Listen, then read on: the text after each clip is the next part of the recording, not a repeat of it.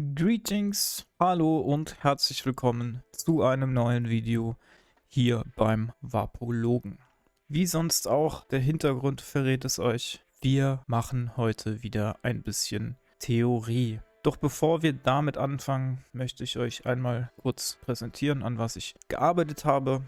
Ich habe nämlich ein bisschen an meinem Overlay gearbeitet und ab jetzt sieht das Ganze nämlich so aus. Und damit euch beim Schauen nicht langweilig wird und ihr auch etwas zum Anschauen habt, habe ich einen Avatar erstellt. Greetings Leute, jetzt könnt ihr mich auch mal sehen. Das ist eins der Layouts, die ich erstellt habe, und ein weiteres Layout ist eins mit einer externen Quelle, und auch hier habt ihr den Luxus, den Vapologen zu sehen. Ich möchte mit euch heute über ein Thema reden, das unter regelmäßigen Konsumenten allgegenwärtig ist, und dieses Thema ist die Toleranz. Da stellt sich zunächst erstmal die Frage, was ist eigentlich Toleranz?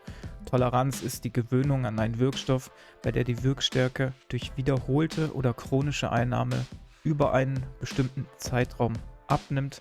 Man müsste dann für eine gleichbleibende Wirkung immer mehr Wirkstoff zu sich nehmen. Kommt es gegenüber einer ganzen Wirkstoffgruppe zur Toleranz, dann spricht man von einer Kreuztoleranz. Ein Beispiel hierfür sind Opiate. Wenn man zum Beispiel eine Toleranz gegenüber Tilidin hat, so hat man auch eine Toleranz gegenüber Codein entwickelt. Wie genau kommt es denn eigentlich zur Toleranzentwicklung? Und da müssen wir nochmal kurz einen Einschub machen. Und zwar wissen wir ja, dass THC an den CB1-Rezeptor bindet, diesen aktiviert und das dann zur veränderten Signalweiterleitung führt und zu Wahrnehmungsveränderungen unserer bekannten Cannabiswirkung.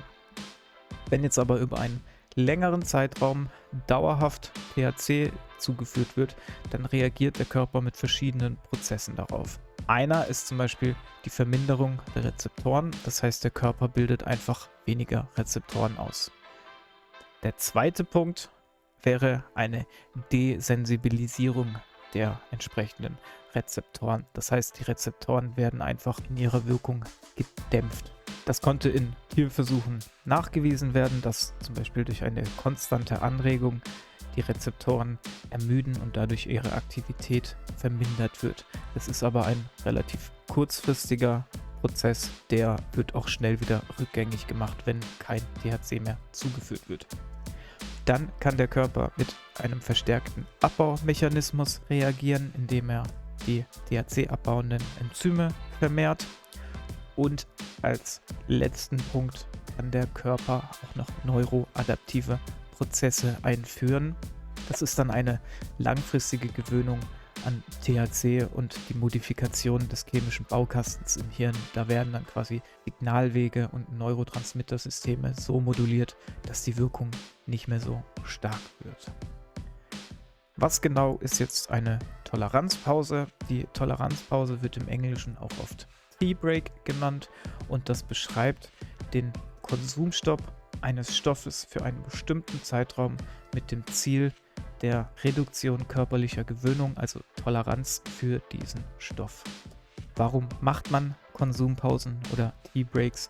Naja, das macht man einerseits zum Beispiel, weil eventuell die medizinische Wirkung nachgelassen hat oder auch ganz schlicht, weil es der Geldbeutel nicht erlaubt, das Konsummuster so weiterzuführen, wie man es gerade aktuell tut.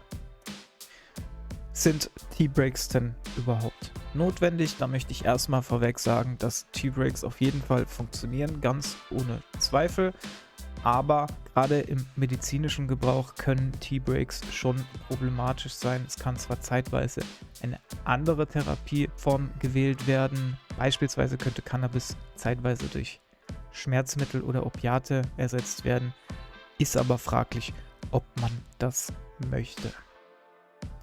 Außerdem ist es ja auch so, dass die meisten Menschen in der Regel eine Toleranzpause machen, weil sie gerade oder in letzter Zeit verhältnismäßig viel konsumiert haben. Und genau an diesem Punkt ist eine Toleranzpause einzusetzen, bedeutet ja, dass man sich dem größtmöglichen Entzug aussetzt, weil man ja von einer hohen Toleranz einer zu hohen, um genau zu sein. Deswegen setzt man ja eine Toleranzpause ein, quasi einen Cold Turkey macht, und von kalten Entzügen wird von vielen Suchtexperten eher abgeraten. Uns wird empfohlen, eine Entwöhnungsstrategie zu entwickeln. Zum Beispiel kann bei einer starken Alkoholabhängigkeit oder Benzodiazepinabhängigkeit eine Cold Turkey zum Tod führen. Wie kann man also alternativ seine Toleranz reduzieren?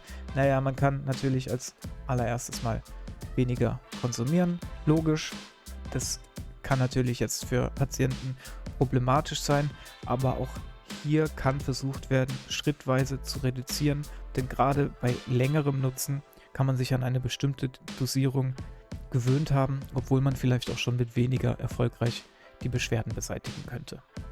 Es ist natürlich aber auch sortenabhängig. Dann, wo wir es schon haben, wir können einen Sortenwechsel machen. Da greift dann der Entourage-Effekt. Der Entourage-Effekt beschreibt kurz zusammengefasst, dass eine Kombination unterschiedlicher Wirkstoffe andere und stärkere Effekte hervorrufen können als die Summe ihrer Einzelwirkungen.